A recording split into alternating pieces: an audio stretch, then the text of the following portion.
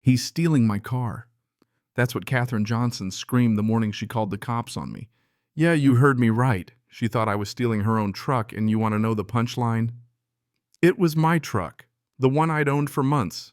The one sitting in my garage loaded up with more forensic tech than your average CSI lab.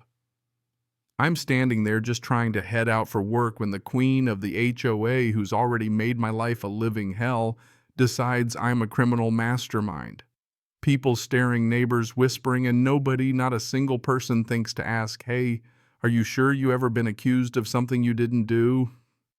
Yeah, it feels exactly like this. Drop a comment if you've been there. So let me back up a sec. Tuesday morning, just another regular day in our tidy little corner of suburbia. I had a crime scene to process on the other side of town, so I'm loading up my gear. Expensive cameras, storage cases, a laptop running my own accident reconstruction software into my dark blue F-150. This isn't just a truck, it's the backbone of a project I've poured 18 months and half my soul into, something that might just change how law enforcement handles crash scenes across the country. I hit the garage door opener back out slow, making sure the prototype gear's steady. Sun's glinting off the paint.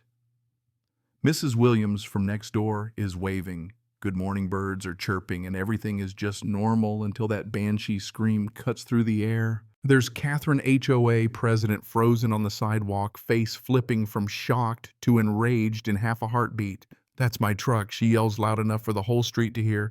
I just bought that exact Ford pickup last week. You stole it from the dealership. I almost laughed. Almost.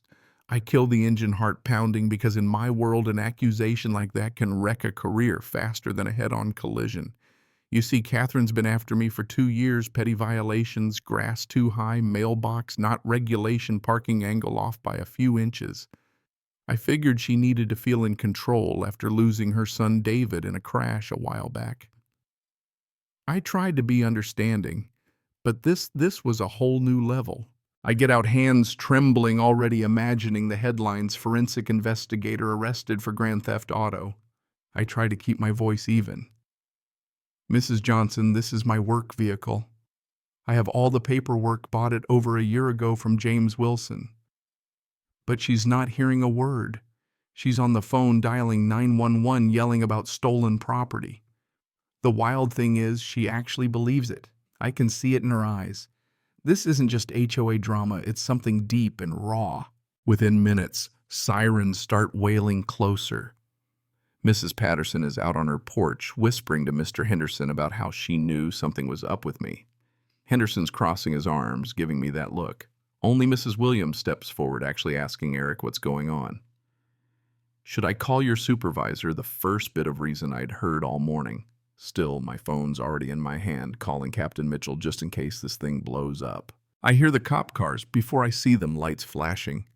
2 officers get out, Rodriguez and Thompson. Rodriguez's all business starts separating us, asking Catherine to tell her side. She's shaking, voice cracking, saying she paid $25,000 last week for a blue F-150 from Premium Electric Cars, was promised delivery yesterday. And now, boom, here I am driving it out of my garage. The VIN numbers, the paperwork, she swears it's the same truck. Meanwhile, Thompson's looking at me like he already has the cuffs ready. Registration, insurance, bill of sale, he says, so I hand over the docs, my badge on top. That just makes him madder. Law enforcement doesn't put you above the law, Matthews. Yeah, that happened. Rodriguez is checking VINs. Catherine's spreading her documents out on the hood of the patrol car. Turns out the numbers don't match. 2 identical trucks, 2 different VINs. Relief hits me, but now I'm confused. How is this possible? Catherine's face goes pale. She's still sure something's off. Rodriguez starts dialing the dealership straight to voicemail, disconnected numbers. Not a great sign. That dealership isn't just not answering.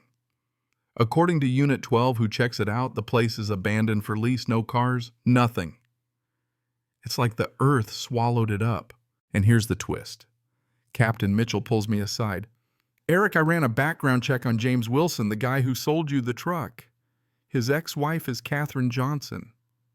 During their divorce, she tried to claim the truck as marital property, but the court ruled it was his before they got married.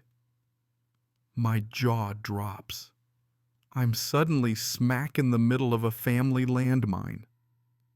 Catherine didn't just want any truck. She wanted her late son's truck, the one she thought she was buying back through a dealership scam. Catherine breaks down when the truth comes out, real raw pain. That was supposed to be David's graduation gift, she whispers. The court said it wasn't mine, but I never let it go, even after everything I feel for her, you know.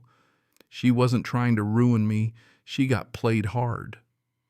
The dealership Premium Electric didn't just vanish. They were never legit.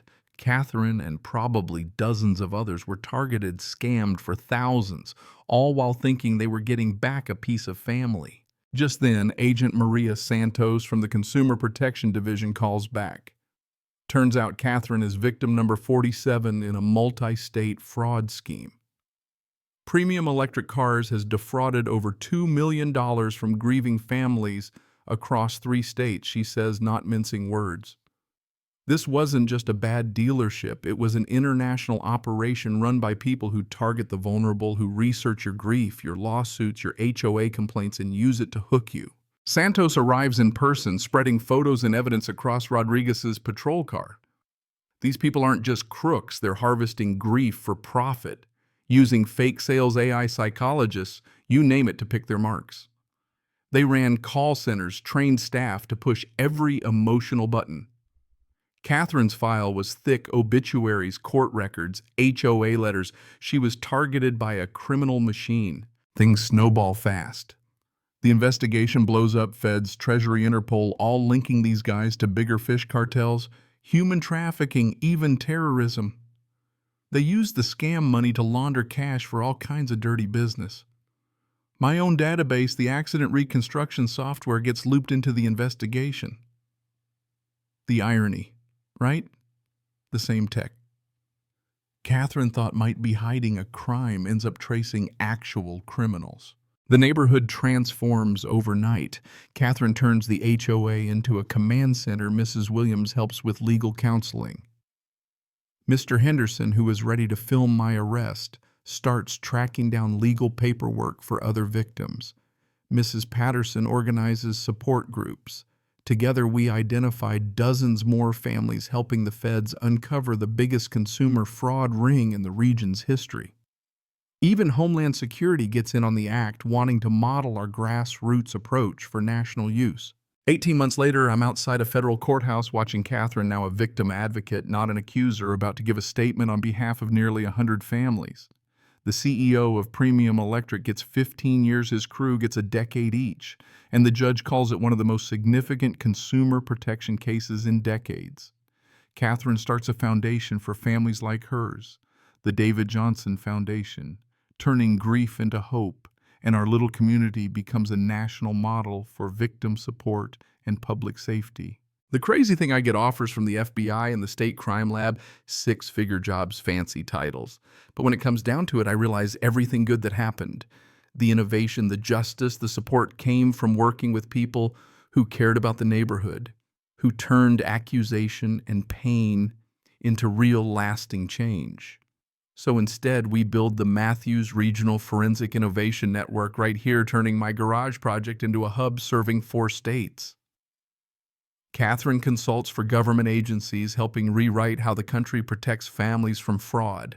2 years after Catherine called the police on me, I'm standing in a lab full of state-of-the-art equipment, helping law enforcement agencies from Nashville to Milwaukee stop scams before they start. Kids play out, front neighbors mingle with visiting prosecutors, and Mrs. Patterson hands out cookies during strategy meetings. Our street isn't perfect.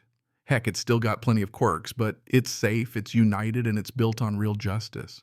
And you know what? None of this happens if one person doesn't ask a hard question, or if a community just keeps minding its own business. So would you walk away from everything for a shot at justice, even if it means digging up pain you'd rather forget? Would you trust your neighbors after being accused of something you didn't do? That's what I want to know, because real justice, the kind that lasts, always starts with people who care enough to step up. Drop your thoughts below, share your stories, And let's talk about what justice means, because around here we've learned it isn't about who's right, it's about what's right.